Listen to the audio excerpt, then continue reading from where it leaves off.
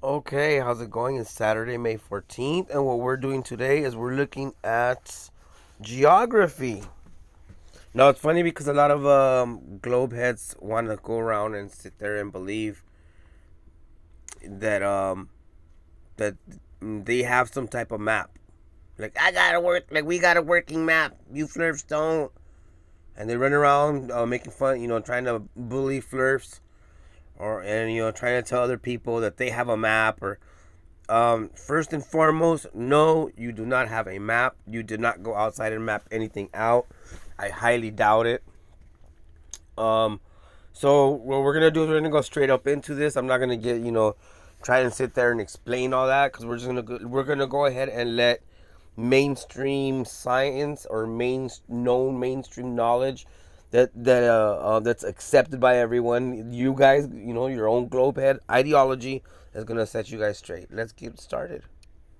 When you think of the world, this is probably the map that comes to mind.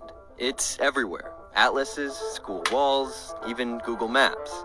It's also very, very wrong, and it's been distorting our view of the world for centuries.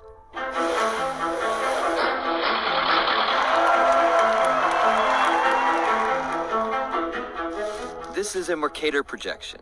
It's one of the most common projections used for world maps. This guy, Gerardus Mercator, created it in 1569 to help with ship navigation. The map was revolutionary because it straightened both lines of... So as you guys can see right there, the globe didn't work.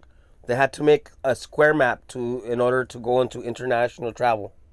latitude and longitude, which was great for sailing. All you had to do was draw a line to where you wanted to go on the map and follow your compass. But to make a navigation-friendly map, the projection distorts land masses the closer they are to the poles. That gives us the wrong idea about the relative size and maybe even the importance of some regions. This creates what some map makers call the Greenland problem. This is Greenland on Mercator's map. It's huge. Here, Greenland is bigger than the entire continent of South America. The same thing happens with Alaska. The state looks bigger than the entire country of Mexico. The farther... Keep in mind, everyone, these are shapes, and these shapes are contained upon a flat square paper, and that flat square paper is contained most likely upon a table, and that table is most likely contained inside of a room, and that room is most likely contained inside of a square building or a home, and that home is contained within a neighborhood, and that neighborhood is contained within a city, and so forth and so forth. Okay, shapes are always contained. Physical matter is always contained like that. Shapes are always going to be within something else.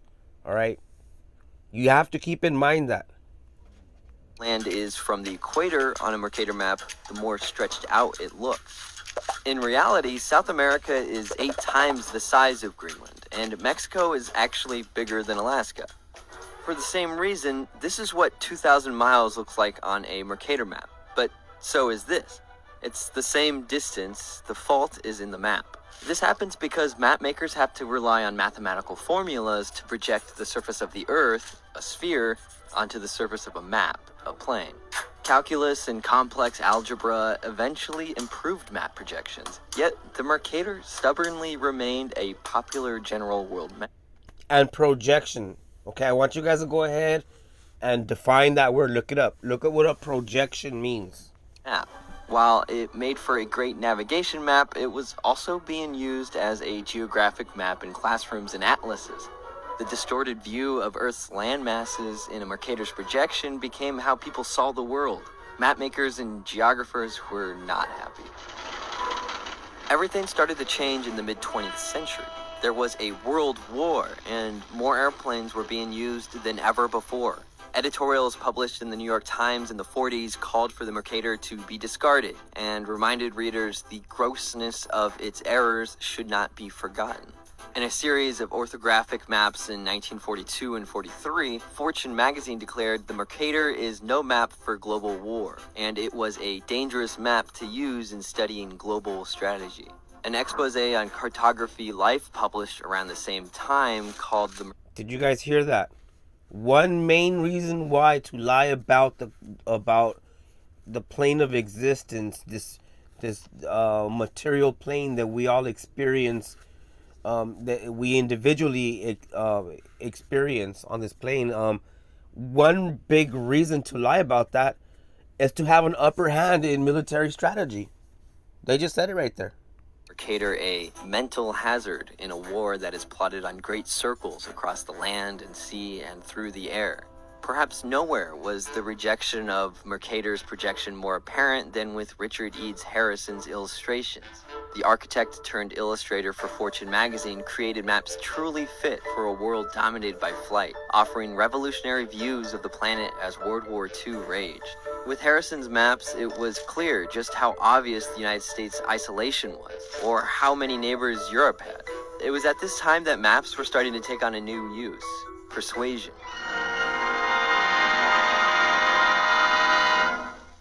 This union of 12 nations became known as the North Atlantic Treaty Organization, or more simply, NATO.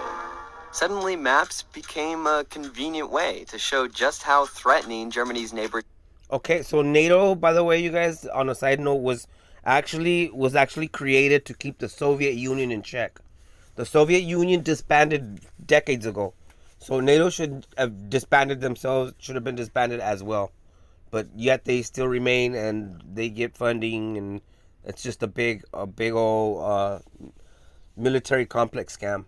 Czechoslovakia was, when it really wasn't, or how imperative it was to fight communism, or how threatening other countries were to the USSR. A transverse oblique homolographic map does wonders for showing how close and how threatening the USSR really was in this Times Atlas map.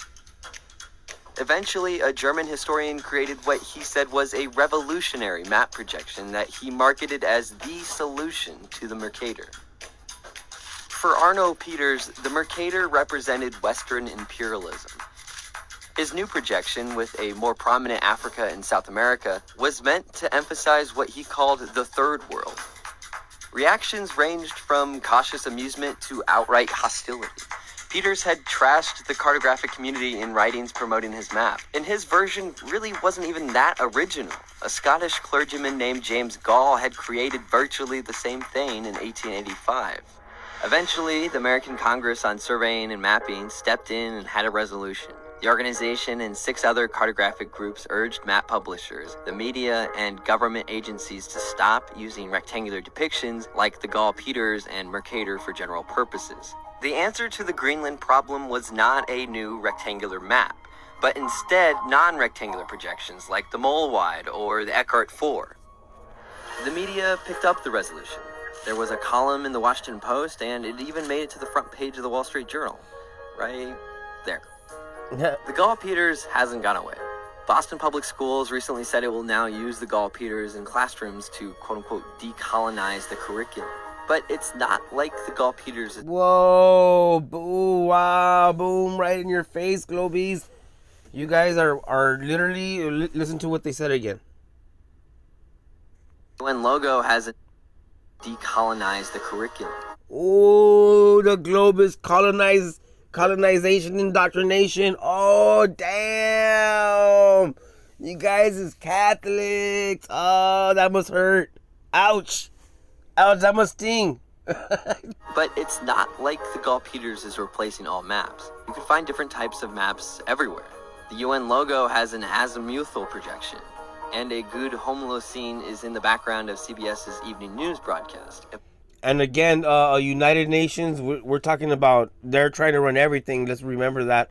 They have they have UNESCO, UNUSA, the SDG Media Compact, the United Nations World Core Curriculum, which is probably part of UNESCO, the UN Charter. UNESCO has its own constitution. The United Nations Antarctic Treaty. I could go on and on. But if you're really concerned about how to look at the world, you should probably just buy a globe.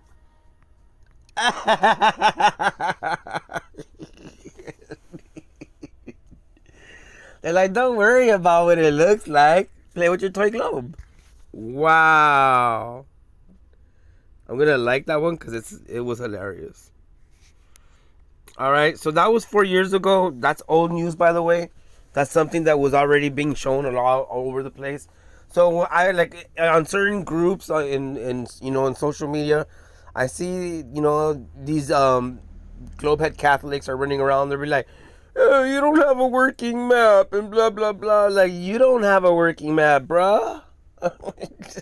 Maps have always been a huge part of the human experience now for thousands of years. The oldest map on record is the Catalhoyuk cave painting in Konya, Turkey. It's believed that this image was created sometime around 6200 BCE, which is roughly around an entire millennium before the advent of written language. And ever since then, maps have been around to help guide us to wherever we need to go. And in many ways, they determine how we think about the world around us. But as it turns out, maps can also be a massive source of mis- and disinformation, including my own that you see on this channel from time to time. So, as with everything in life, you need to do your own due diligence, and here are a bunch of examples why. Back in June of 2019, an unprecedentedly long fire season began in Australia. Lack of soil moisture as well as an uncommonly long dry season led to what became a long and terrible 10 months of fires. During the height of these flames, an artist and designer named Anthony Hearsay created a 3D image of Australia. Pulling data from NASA satellites, he showed all of the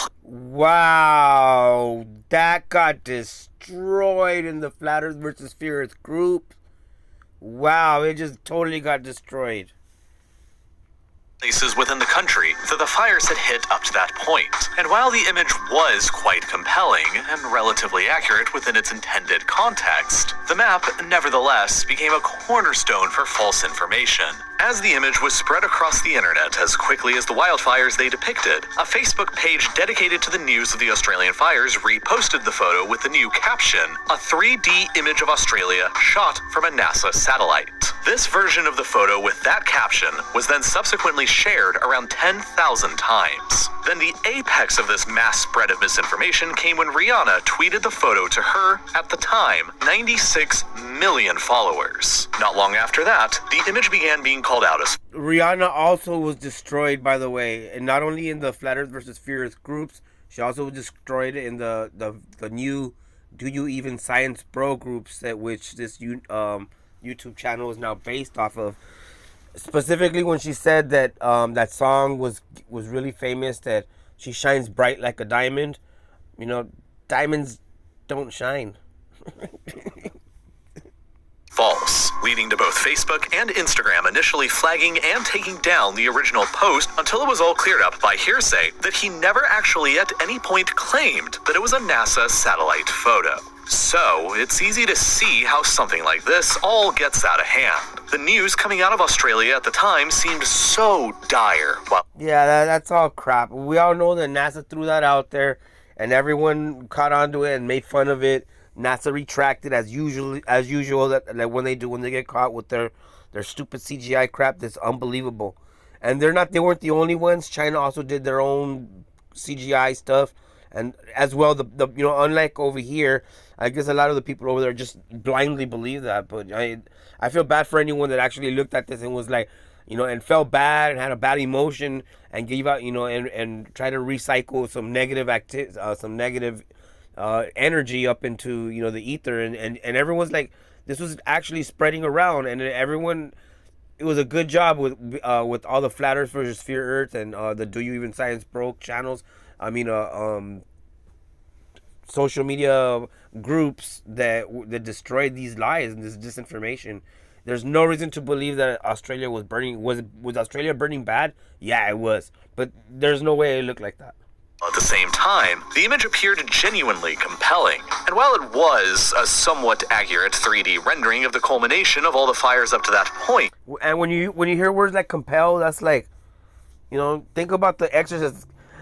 It compels you. It compels you. It was absolutely not what it was being hailed as. Something going viral is a great way for information to be misinterpreted or misrepresented. Back in a 2014 article for Slate, Bren Blatt talked about a popular GIF map that showed which baby names were most popular in every U.S. state, depending on the year. But he points out that while the map is technically correct, the information given isn't as straightforward as it appears at first glance. For instance, the name Ashley is seemingly the most popular name for girls across the U.S. in the years 1991 and 92. Despite that fact, however, a child born in 1984 was 8% more likely to have been named Ashley than a child born in 1992. In fact, 1986 was the year when Ashley peaked as a name within the U.S. But the reason why the 91 and 92 years showed up on the map is because, as Ashley dipped in popularity as a name, other names dipped even quicker. So while this map isn't incorrect, it can easily lead to an incorrect understanding of what was actually happening at the time.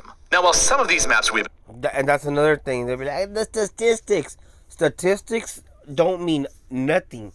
The only thing statistics are meant for is to emphasize your own opinion or your own, I mean, anyone can turn any type of numbers or circumstantial activity and say, oh yeah, this is totally a statistic, and then use it to cherry pick whatever you want. Statistics are nothing. Okay, it takes faith to believe in statistics. Okay, now there may be some truth within the statistics, but statistics are normally used. Okay, normally statistics are used to emphasize a certain opinion.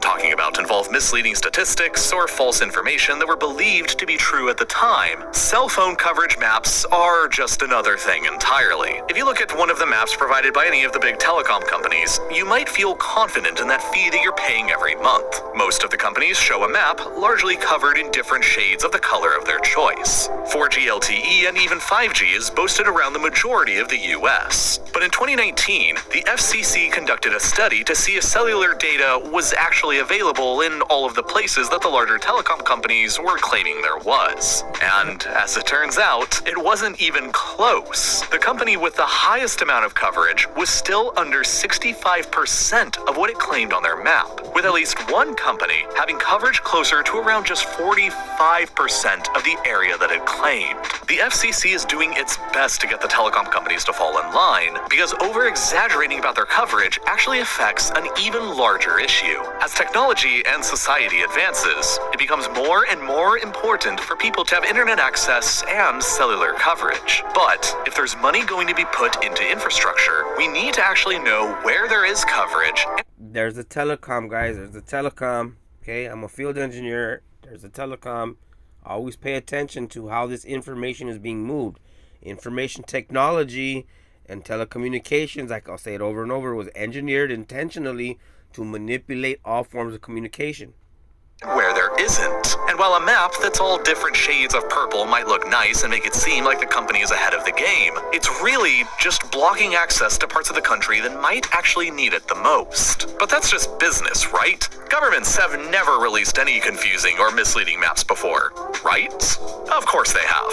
After the 2016 US presidential election, the voting maps that were often shown on TV and in articles were of the country divided into red and blue sections, based on which counties voted for which candidate. If you've ever seen a version of this map before, you've seen that it's essentially just a sea of red across the country, with some blue edges and a few scattered blue dots floating throughout the center. And while within the lens of which county voted for which candidate, this map is accurate, it's nonetheless pretty misleading. For instance, regardless of which election it is, painting any county a single color is often highly inaccurate. In a pure win or lose ratio, yeah, one side lost and one side won. However, if a country is only won by 1%, as has been the case with many counties across the US for the past several... What he's trying to say is it should not look like that. It should look purple all the way across. You would see reds and blues in between mixed with each other, and you would see kind of like a heat map of a Wi-Fi analyzer or some type of you would see the color fading within amongst each other. It would not be a square.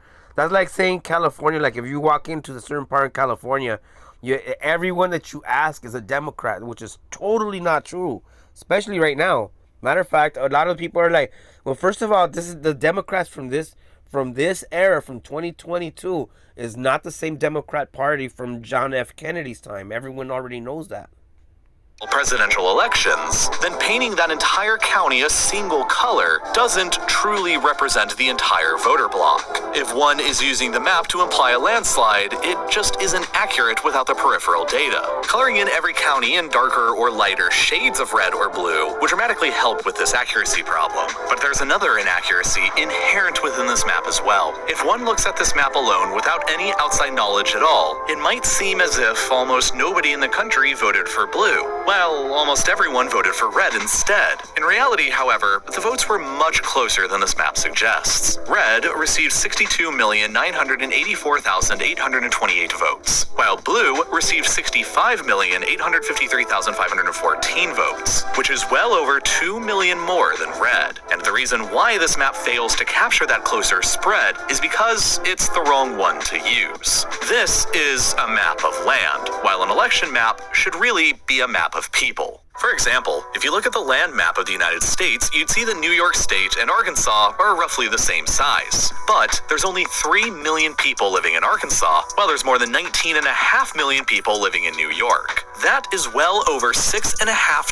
times the population of Arkansas, and those are just states with similar sizes. It gets even more bonkers when you look at a comparison of states like New Jersey and Wyoming. By landmass, Wyoming is more than 11 times larger than New Jersey, but by population, New Jersey has more than 15 times the people of Wyoming. In fact, tiny but crowded New Jersey has nearly the same amount of people as Wyoming, Utah, Idaho, Montana, North Dakota, South Dakota, and Nebraska do, all combined. But you can reduce the size comparison even further. If you focus on just 9 counties around America's 2 largest cities, New York and Los Angeles, you'll find that the votes cast in just these 9 counties were only 260,000 short of those cast in all 7 of these entire states combined. And thus, if you look at a map of the United States based on where people actually live, like this one, you can clearly see a significantly more even and closer distribution of votes than the one that is based only on land. And then there's all the fake stuff that used to be included on world maps that everybody just thought was real for hundreds of years. Like these strange mountains you've probably never heard about or ever seen before, called the Mountains of Kong. They were first referenced in a map of Africa by a Scottish explorer back in 1798. And over the next 100 years until almost the beginning of the 20th century, different maps continued showing this extensive mountain chain that simply never existed at all. And yet, as recently as 1995, a world atlas still referenced them being there. But the Kong Mountains aren't the only mapped geographic feature that never actually existed. There's also the Mexican island of Bermeja, which first showed up on a Spanish map back in 1539. The belief that this imaginary island existed stuck around for so long that it wasn't until 2009 that the country of Mexico officially announced to the world that it had finally been determined that the island of Bermeja doesn't actually exist. That is 470 years that some of the world believed a fake island existed, all because it showed up on one map back in the 16th century. And then, of course, there is the island of California, the famous historical misconception. Oh, this one is awesome. This is the actual real story of Wonder Woman, everyone. That the Baja Peninsula region of Mexico wasn't connected to the rest of the North American mainland. A Spanish novel from 1510 referred to a magical island named California. And so, when Hernan Cortez and his men showed up in the 1530s, they decided to name what they believed was an island California. By the end of the decade, however, it was actually discovered that the land was, in fact, a peninsula. But then for reasons that aren't really entirely clear, nearly a century later in 1622, maps began showing the area as an island again. And then it stayed that way across many maps for another century and a quarter, until the King of Spain, Ferdinand VI, made it clear that California is not an island, and ordered all new maps to reflect this. However, there are still maps all the way up until 1865, the year when the US Civil War ended, that continued showing the Baja Peninsula as an island. And then, sometimes, maps are less accurate in order to be more helpful. For example, the map for the London Tube is pretty far off from the area's geographic reality. The Thames curves in places on the map where it doesn't in real life, and vice versa. Distances between certain stops seem minuscule on the map, but take longer than the rides between stops that look closer. Well-known stops and streets are listed in geographically incorrect places, depending on if it's above ground or below. And all of this is because of the simple fact that all of this complex geographic information needs to all fit on just a small and easy-to-read square map. And what's most important on this kind of map is to show the lines and places they connect to and end. Nobody who needs to know how to get to a geographic location should be using a map that is specifically designed for something else. But that's actually what most of us do with our world maps anyway. The most commonly used world map is called the MERCATOR projection map, named after the cartographer MERCATOR, who created it centuries ago, back in 1569. Now obviously, a lot has changed since 1569, as have a lot of aspects to the map. But the core way that the map looks at the world has stayed more or less the same. And that's the problem, because the MERCATOR map was never initially intended to be used as a map for the common person. It was made as a map for navigators, where one could easily draw straight lines between the known ports of the world. That's again, I'm going to throw it out and again, okay? International travel is not based on your toy globe. It is not. Okay? It is not. The reason why, and we explained this before, the reason why all major stores, major chain stores that sell, school and educational stuff, as well as home decor that sell the globe, will all label the globe for educational purposes only. And the reason being is because if Joe Blow and Fulano Martinez decide to try to take a toy globe and then they jump on a boat and they try to go sailing and then they die out there in the sea because they thought that toy globe was some type of form of navigational instrument, that store is going to be held liable. They'll be held, the lawsuits will come flying from that. So they had to tell everyone. They had to tell everyone the truth, due to the insurance and due to lawsuits. That toy globe is not for educational purposes. It is specifically for show. World. In fact, the map was initially called A New and Enlarged Description of the Earth with Corrections for Use in Navigation. It's literally right there in the name.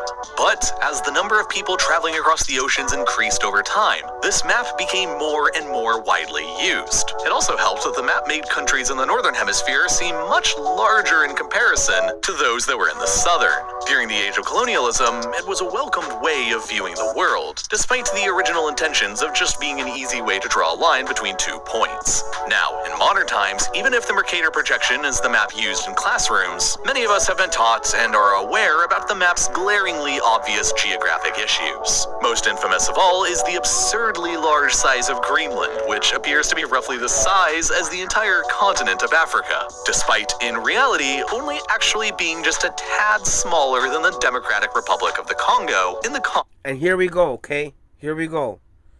We just watched. This is the second YouTube video that we're into already, and both the first one and the second one say that they use these maps to lie to us and to influence us humans for all sorts of reasons. And here we go with the same idiot on the second video, the same idiot that's telling us, that they're lying to us about this and that, is now going to try to get us to believe that he has the correct map, or that he has the correct size of the land masses, or that, no, that's not how any of this works, everyone, at all. That's not how any of this works at all. All right? The truth is this: not me, nor you, nor anyone here will ever map out all of existence. We will never have control of existence in that way at all.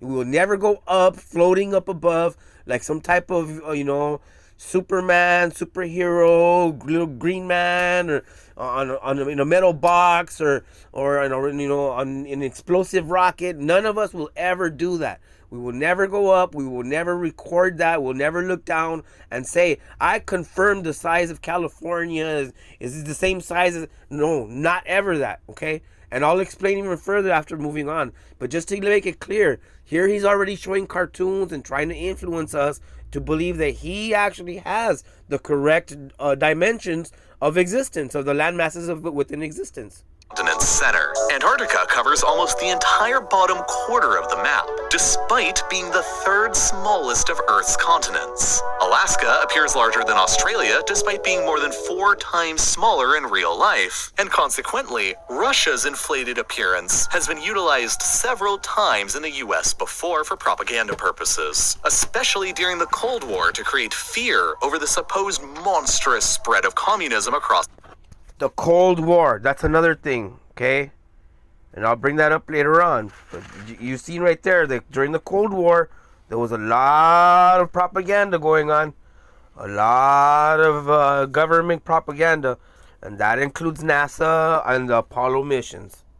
The world. All of this distortion is due to the fact that the projection is a cylindrical map. Based on Mercator's very specific needs when he made it, the further things are from the equator, the more their size inflates. And there's all sorts of math and science regarding the hows and whys of the Mercator projection, but the bottom line is, as with most world maps, it's just hard to show an accurate portrayal of things that exist upon a 3-dimensional sphere in real life, on a flat, rectangular, 2-dimensional picture. So, while the Mercator projection succeeds at its original designed intention, it fails at mostly everything else. And then, of course... Which doesn't make sense. They're saying that square map is perfect for traveling.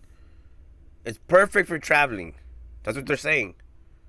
Then they're saying, but it can't be right because it doesn't fit around the globe, but yet they use it for navigation.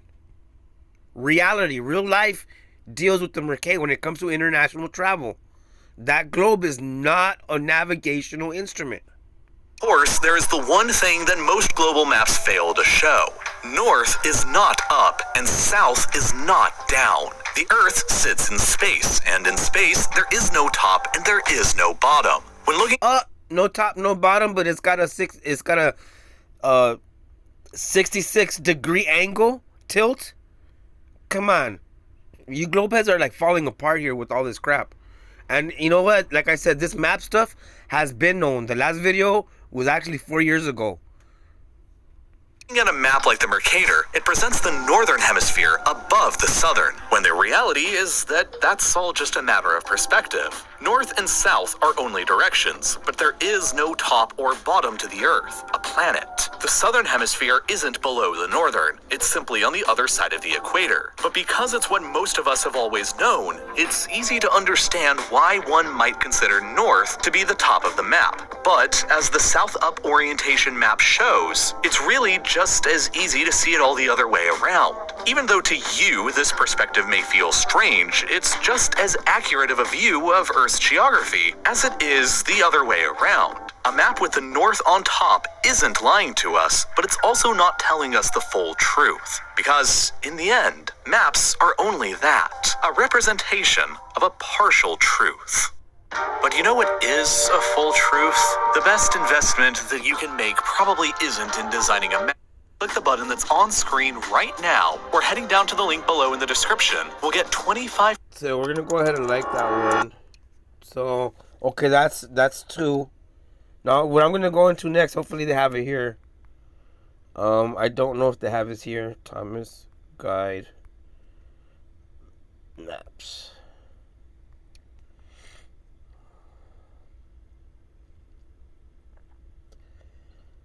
Okay, so I've explained to a lot of people, like, you know, and that goes for both, you know, the globehead side and the flat earth side. Like, do you actually know how to read a map? And a lot of people are like, yeah, I know how to read a map, and I know how to read a map. And then when you ask them to show you, okay, show me how you read a map, and then you go off to say like Google Map or something. And as we just seen right now, Google Map is not really accurate or correct. Okay, it's an app. It's not a map. It's an app. Google Map is an app. It's an application. Okay, it is not. That is not how to read a map. Now, see right here, what we have is a Thomas Guide. and it says 2007. Okay, so when I first started into this, when I first got into the telecom industry and I started working with Pacific Bell, they had different central offices for Pacific Bell that I had to dispatch to. Now, traveling, I honestly hadn't done a lot of traveling, especially when it came to work like that. So, everyone was running around with these Thomas Guide maps. There was no such thing as Google Map or MapQuest or anything like that. Anything. There was no TomTom. TomTom did not exist yet. None of that. There was no GPS yet. All right. If you were on the field, this is what you used. This is called the Los Angeles. They would go in Southern California. They used dual counties. So it was L.A. Orange County map, and then there was a San Bernardino Riverside map, and so forth and so forth. So they would have them in two different counties each time, most of the time, and it's all across California, not just southern, but also all the way up to Northern California. And so I started off in Northern California for Pacific Bell. I came back knowing that the Pacific Bell opened up. My division opened up another a division down here in Southern California. So I came back home, and I started working, and I started using these maps. Now, the Thomas Guide were made by the Thomas brothers. Okay, the Thomas brothers, and anyone could look it up. The Thomas brothers. These maps have been around since the early 1900s, from my understanding, or the mid 19, for sure the mid 1900s. They were already out. Okay, the Thomas brothers did not. I repeat, they did not use any curvature calculations to make these maps, and these maps were very, very, very accurate. And I'll be honest, the only time that these maps were incorrect were not the map's fault, rather it was user error. I will be humble myself and say, yes, I made mistakes using these maps a couple times, and I learned the hard way to focus on how to use the map. Now, to use these maps, it was really simple. Okay, you would look up your service ticket address or your destination. Okay, you would start from the end of the address backwards. So the first thing you would look up is the zip code. Then you go to the back of the Thomas Guide and you look up the zip code as it's numbered in the index. Once you find the zip code, then you work back towards the street. Once you find the street, you look down towards the number of the street. Then that gives you the grid. Okay, then you look up the grid, the grid locations, and then it gives you the page. Then you can go to the page, note the grid, and then flip from the grid, from the grid page number to the larger overview if you're saying you're going from county to county or you're going from city to city. So there's an overview map. You open up the overview map, and that's how to read a map. And you wanted to write it down. You wanted to have it written down. Okay? And the reason why writing something down is really important, because the majority of what you write down, I would say 80% of it, is what your mind retains, as opposed to just trying to repeat it to yourself. Repeating it to yourself, I believe, is like 30% is what you retain or supposedly remember. If you keep doing it over and over and over. So what you want to do, and you're going from different, especially if you're going to multiple locations. I went from everyone already knows the career, telephony, central office. Okay, then I moved out to telephony on the field. That included the pole climbing. Then on to cable television, and then from cable television to satellite television. And again, on the cable television, I was climbing. I also did some hub centers for cable TV, and so all of this traveling I did. The majority of the traveling was exactly through using the Thomas Guide. Okay, now having said that, I'm already over 25 years on the field. Okay, I used the Thomas Guide brothers up until the Thomas Guide maps up until 5 years ago. About 4 years ago, I would say. Okay? So I would say that I used the Thomas Guide maps for about 20 years. And that map, those maps, the Thomas Guide maps, did not calculate any curvature. There's no curvature in California. Okay, I confirmed it by using these maps. Do you guys comprehend that? Okay, I didn't do it over one night. I didn't do it over one day. Okay, it took me years for me to be able to say, yes, I confirmed most of California is flat. There's no curvature. These maps are proof of that. You guys could look up the history of the Thomas brothers. The Thomas Guide maps were made without any curvature.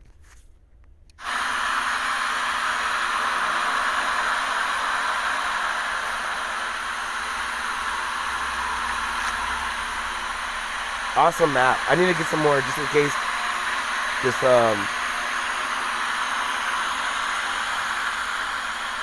the internet ever goes down. It'd be important to have one of these. I don't even know what happened to my last one, but I can tell you this, that I do still have a bunch of maps and atlases up in the public storage that I'll go ahead and pull out in a few days or something.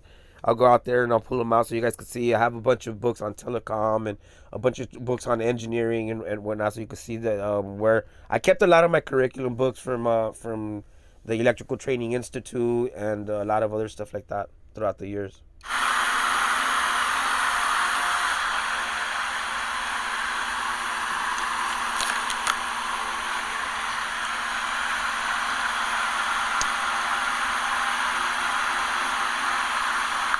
There's the index, exactly like I explained. You start off with the zip codes. Now he's off into the Orange County map side. At the end of the Orange County map section is also an index. Beautiful book, beautiful map book. So there it is. There I went over. Hopefully you guys get an understanding. You can't sit there and tell people that, oh yeah, you have a working map. No, you do not have a working map. All right, and I myself confirmed the Los Angeles, Orange County, San Bernardino, Riverside, and San Francisco, South San Francisco, and San Jose. I confirmed all of those. They were all on the Thomas Guide maps throughout 20 years, over 20 years. I would just say go ahead 20 years, and there was no curvature ever. Because those maps never had any curvature in them to begin with. So stop trying to beg me to believe that you have a map. You don't. And unless you've confirmed one of these maps like I have, throughout, 2 decades, don't try to force me to believe any of your crap. It's not going to work. Okay? Do you even geopolitical science, bro?